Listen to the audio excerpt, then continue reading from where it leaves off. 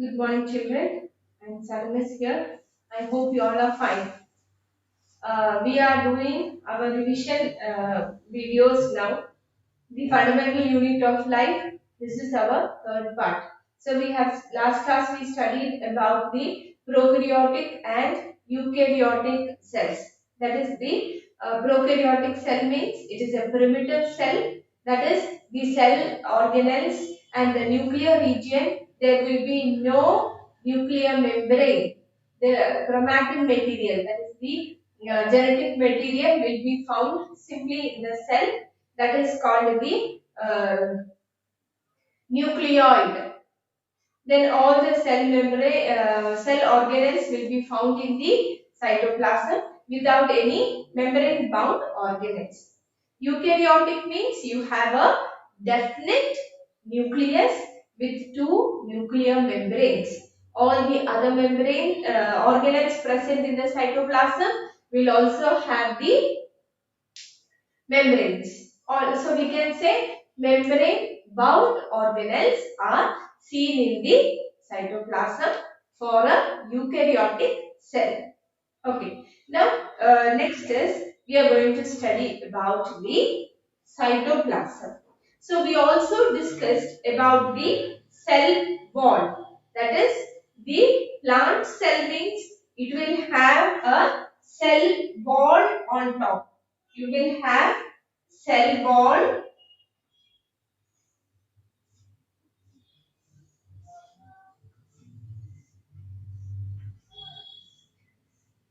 So this is the cell wall.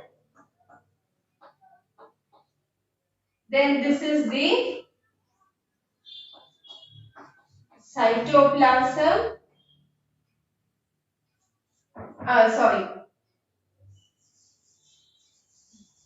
Sorry. This is the plasma membrane.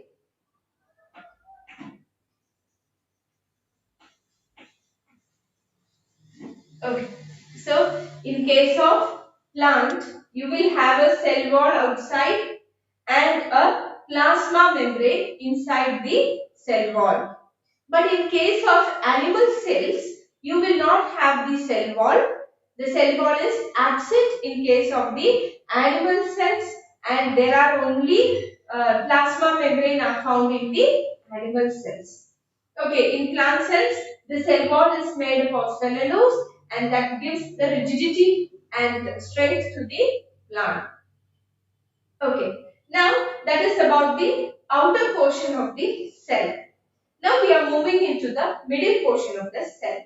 So within the plasma membrane and cell wall, you have a portion over here. So this all over this portion is called the cytoplasm. It is called the cytoplasm. So in the cytoplasm only you have all the cell organelles. You can see the nucleus in the middle and all the other cell organelles are present over here. The cell organelles are enclosed by membranes. So I told you there are cell organelles in the cell. These are enclosed by the membranes. In prokaryotic cells, beside the absence of the defined nuclear region, the membrane bound organelles are also absent. That's what I told you before. The prokaryotic cells means it will not have these membranes. All the organelles will be simply found in the cytoplasm. Now the virus. Now this virus, they don't have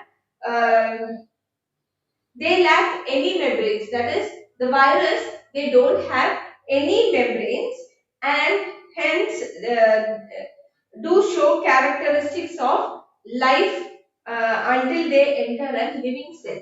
Now this virus, when you take, they don't have any cell membranes like this. Now, is that virus, is it a living thing?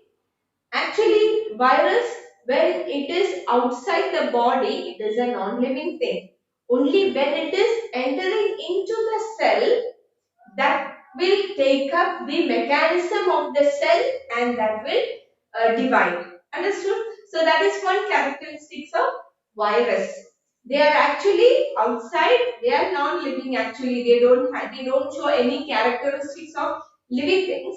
But once when they enter into the living organism, when they enter into the cells, they will take up the mechanism of the cells and they divide and they will use up the cells mechanism for their multiplication and growth. So that is the characteristics of the virus. Okay. Now next we will study about cell organelles. Every cell has a membrane around it to keep its contents separate from the external environment. So you have a cell wall, so that what happens? The cell is all the things present inside the cytoplasm is within the cell membrane and from the external environment, from outside. They are not mixing with anything outside. So the cell is, all the contents are present within the cell wall. Large and complex cells, including cells from multicellular organisms, need a lot of chemical activities to support their complicated structure and function. To keep these activities of different kinds separate from each other, these cells use membrane-bound structures they are called the organelles within them. So this cell is functioning for the whole body. Actually, for multicellular organisms, each cell has its own structure and function. So for this, there are different cell organelles present in them.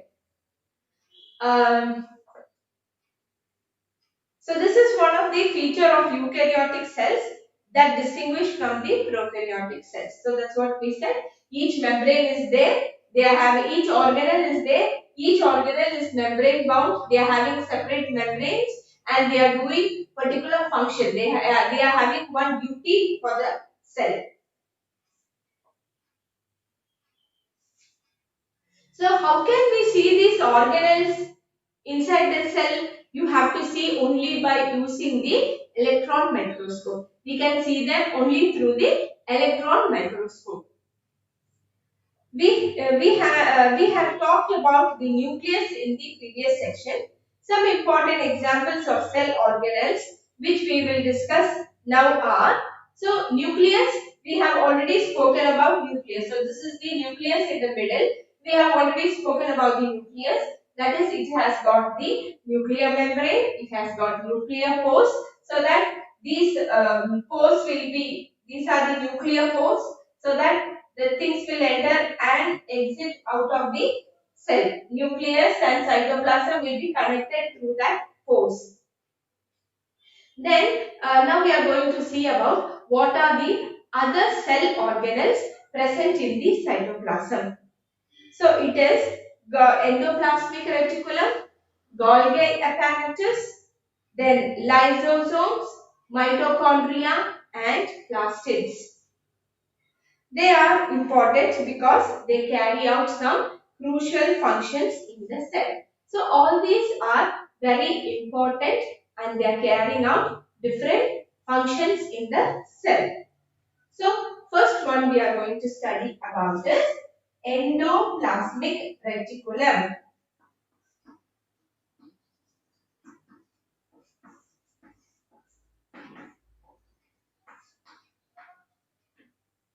It is written as ER. Endoplasmic reticulum. We are writing it as ER. Now this is one of the important cell organelle.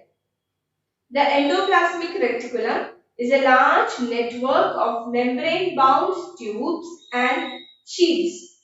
It looks like long tubules around or oblong bags.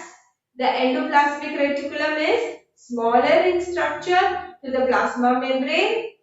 The endoplasmic reticulum is similar in structure to the plasma membrane. there are two types of endoplasmic reticulum. Now, this endoplasmic reticulum is actually present as long tubules. It is present like this inside the cells. Understood? So, they are present as long tubules like this. They are connected to one another. These are the endoplasmic reticulum found in the cytoplasm of the cell. This is one organelle. It is very important. So, this is also like plasma membrane. They are long tube. They are connected and they are it is a long tube of found inside the cytoplasm. Now, there are two types of endoplasmic reticulum. One is rough endoplasmic reticulum and the other one is so there are two types of endoplasmic reticulum. One is rough endoplasmic reticulum and other one is smooth endoplasmic reticulum. Okay, now I will just draw this rough endoplasmic, the endoplasmic reticulum over here. So these are tubes connected like this. You will have tubes like this. It is connected like this. Membrane bound. There are two tubes, two membranes are there for them. And see, you have some structures like this on them. You can see small structures like this, small bubbles on them. These are nothing but the okay. Now this is the endoplasmic reticulum. I have drawn this outside here. So these tube-like structures, there are certain round structures present on them. These round structures are nothing but ribosomes. So when these ribosomes are attached to this endoplasmic reticulum, it is called the rough endoplasmic reticulum.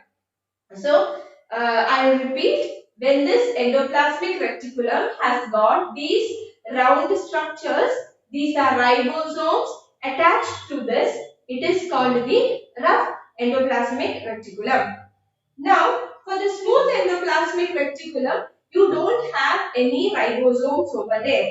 So, these ribosomes are not present, then it is called the smooth endoplasmic reticulum. So, the ribosomes which are present in all active cells are the sites of protein manufacture. So, these ribosomes are what for they are there?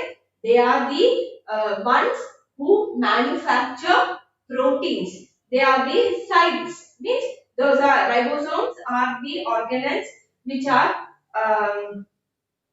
responsible for the manufacture of proteins. Next is the manufactured proteins are then sent to the various places in the cell depending on need using the endoplasmic reticulum. So the ribosomes, why are they attached over here? They are the sites for protein manufacturers. So the manufactured protein from this site, they move through this endoplasmic reticulum to the places where it has to be sent. The smooth endoplasmic reticulum helps in the manufacture of fat molecules or lipids, important for the cell function. So, the smooth one, where the ribosomes are absent, the endoplasmic reticulum, smooth endoplasmic reticulum are responsible for the formation of fat and lipids. The fats are otherwise called as lipids. So the smooth endoplasmic reticulum helps in the manufacture of fat globules or lipids. This is also important for the cell. Now, some of these proteins and lipids helps in building the cell membrane. So this ribosomes, they manufacture the protein, and this smooth endoplasmic reticulum, they manufacture the lipids. So this proteins and lipids are important for the development of the cell membranes. building the membrane. So this process is known as membrane biogenesis. Some other proteins and lipids as enzymes function as enzymes and hormones. Although endoplasmic reticulum varies greatly in appearance in different cells, it always forms a network system. So now membrane, what is it? It is membrane biogenesis. Okay children, I told you the ribosomes are the sites of protein synthesis, and the smooth endoplasmic reticulum, they manufacture the fats. So these proteins and fats, they are helping in building of the cell membrane. So that process is called the membrane biogenesis. Okay, that is one important term here. So membrane biogenesis means it is the process by which the proteins and lipids are helping in building of the cell membrane. So that is membrane biogenesis. Now next is the endoplasmic reticulum.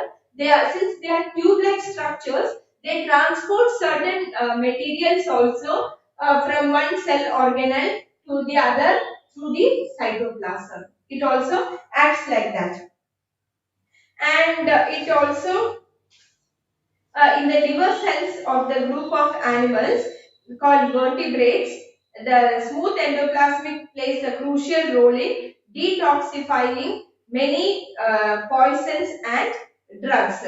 So, in the liver cells, this smooth endoplasmic reticulum, what they do is they are helping in detoxifying many poisons and drugs. So, this the ribosomes or the endoplasmic reticulum present in the liver cells, they are helping in detoxifying the poisons present in the liver cells and drugs. So that is one important function of this endoplasmic reticulum.